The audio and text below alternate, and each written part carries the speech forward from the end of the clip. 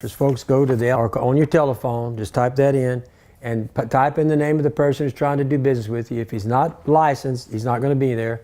If he's a home improvement, it's going to tell you, and I highly suggest you stay away from them because they're not licensed contractors. Hire a licensed contractor who's been tested, who carries the right kinds of insurances, and has a history. The longer the years somebody's in business, the better off you are when you're going to pick somebody to build your project. But the first thing is they should at least have a license. Be a licensed contractor where they've been tested and can pass the test, get continued education, things of that nature. All right, so just remember you can go there. And remember, the other thing they do, watch your contracts, these one-page contracts, if it doesn't spell out like me, my contracts, and it has examples to do, but it's a total of 30-something pages.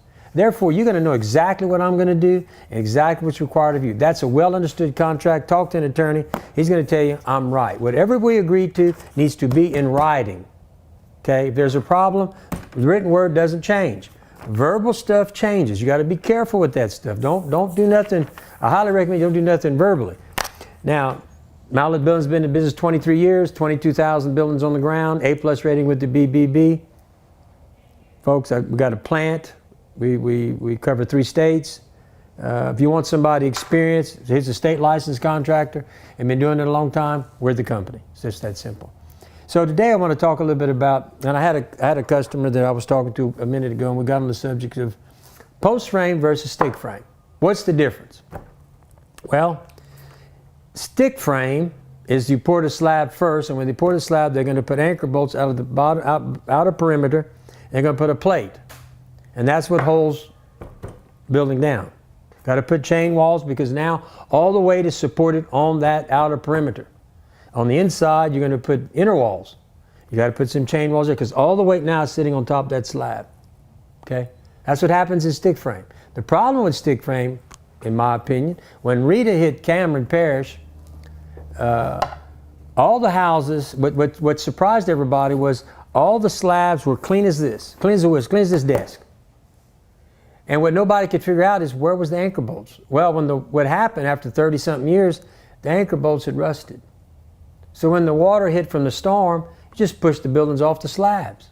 Because understand, the only thing holding that house down is the anchor bolts. And those anchor bolts, when they rust out after 10, 15, 20, 30 years, there's nothing, just the weight sitting on the slab. There's nothing holding it. They're just going to break right off. That's stick frame. Post frame, and you know, you got to pour the concrete first, so when it's winter time, it's hard to pour slabs because it's hard to get your pad compacted and all these things. And in post frame, we operate a little differently. We pour the slab last because there's no weight on the slab. All the weight of the building is transferred to the post. So the outer perimeter of that building, every 10 feet or every 9 feet on the Mallett building, 10 feet on the Best Buy and the other series. But anyway, the posts are anchored 3 feet in the ground, inside of a post protector. Okay? So the post is anchored 3 feet in the ground, in a post protector. Therefore, the microorganisms of the dirt are not attacking the treated post, which has a lifetime warranty, by the way, against rotten fungal decay and termites. But we put it in a post protector too. Give you another, and we guarantee it for 50 years. Okay? So the posts are in the ground every 3 feet. So there's 2 types of winds you need to concern yourself with in construction. Headwind, uplift. Okay? So what happens in headwind in post-frame construction, as the building is hit with the wind, all these posts are working in concert. You'd have to shear them all simultaneously because they're all anchored 3 feet in the ground. Stick frame, I'm just sitting on top of the slab. I just got to push you over. Okay? Uplift. We transfer, when we pour the slab, after we build the building, all the posts are anchored in, we put a engineered graph of cables, aircraft cables, a grid, and then we attach that to all the posts. Then I pour all the way to the concrete on top of those cables. So what happens, I took the dead weight of the slab and transferred it to the outer perimeter of the building with all these cables. So if uplift would occur, it's got to lift that whole slab up. And if that happens, you don't want to be around. And it's highly unlikely. So that's some of the things you need that I want to explain to you. I've done this before, but I guess I need to refresh because I was having the conversations. When you do it wrong, no, I do it right. I pour the slab last because I don't want no weight. And then when I do it this way, I have no weight on the slab. It is floating. All the weight of the building is sitting on the post, transferred to the post. Whereas in stick frame, it's sitting on the slab, all the weight. Okay? So anyway, wanted to explain that to you. If you have any questions, always feel free to call me at 337-515-2154, or you can call the office at 337-214-0428. Always remember we have a referral program.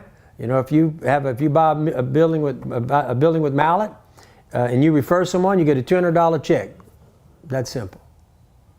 In other words, if you sell 10 buildings, you're going to get $2,000. I'm going to help you pay for your building because now you have a product to show at your house.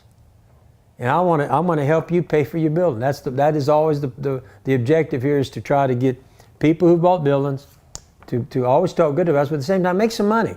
Help pay for your building. Hey, you know, you got the product.